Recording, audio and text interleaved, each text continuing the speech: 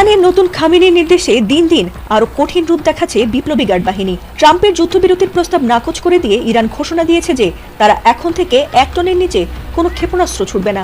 আর এবার সেই শক্তিশালী মিসাইলের আঘাতে তছনছ হচ্ছে ইসরায়েল। ইরানের মিসাইল হামলায় রাতের ঘুম হারাম হয়ে গেছে ইসরায়েলিদের। রাতভর মিসাইল হামলা করে উত্তর ইসরায়েলের বেশ কিছু এলাকা একেবারেই লন্ডভন্ড করে দিয়েছে ইরানের বিপ্লবী গার্ড বাহিনী।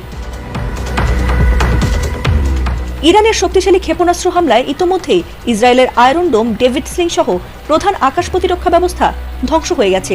রাতভর শক্তিশালী মিসাইল হামলা করে এবার তাদের আগাম সতর্ক ব্যবস্থাও গুড়িয়ে দিয়েছে ইরানি বাহিনী, যার ফলে মিসাইল পড়ার আগে সতর্ক হতে পারছে না ইহুদিরা।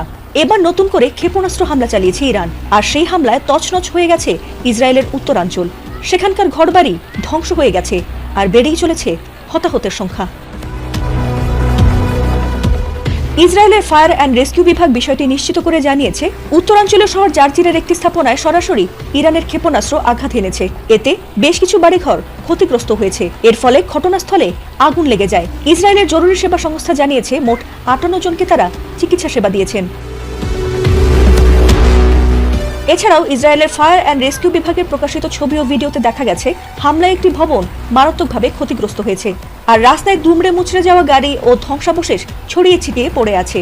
ইসরায়েলি সামরিক বাহিনী বলছে, উত্তরাঞ্চলে সাইরেন বাজার পর তারা ইরানি ক্ষেপণাস্ত্র শনাক্ত করার আগেই এই ক্ষয়ক্ষতির ঘটনা ঘটে। গত কয়েকদিন আগে ইরানের মিসাইল হামলায় ইসরায়েলের প্রধানমন্ত্রী বেনিয়ামিন নেতানিয়াহু ও তার ছোট ভাই ইদ্দো নেতানিয়াহু মারা গেছেন বলে জানিয়েছেন সাবেক মার্কিন গোয়েন্দা কর্মকর্তা স্কট রিড।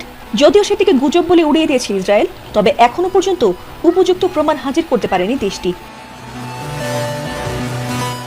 এদিকে জাতির উদ্দেশ্যে প্রথম ভাষণে শত্রুদের বিরুদ্ধে কঠোর প্রতিশোধের হুঁশিয়ারি দিয়েছেন ইরানের নতুন সর্বোচ্চ নেতা মোজতবা খামেনি। তিনি বলেন, আমরা আমাদের শহীদদের রক্তের প্রতিশোধ নেব। এরই মধ্যে ইয়েমেন ও ইরাকের সশস্ত্র গোষ্ঠীরাও সমর্থন জানিয়ে বলেছে যে তারা ইরানের পাশে আছে, আর তাই নতুন উদ্যমে সরাসরি আমেরিকার ক্যালিফোর্নিয়ার মতো গুরুত্বপূর্ণ জায়গায়ও হামলা চালানোর প্রস্তুতি নিয়েছে ইরান। এছাড়াও যুদ্ধবন্ধে এমন 3টি শর্ত দিয়েছে ইরান, যাতে নতুন করে মাথা ব্যথা বেড়েছে ট্রাম্প নেতানিয়াহুর। এখন কি করবে তারা? ইরানকে মেনে নিয়ে যুদ্ধ থামাবে, নাকি সীমিত অস্ত্র নিয়েই লড়ে যাবে ইরানের বিপক্ষে?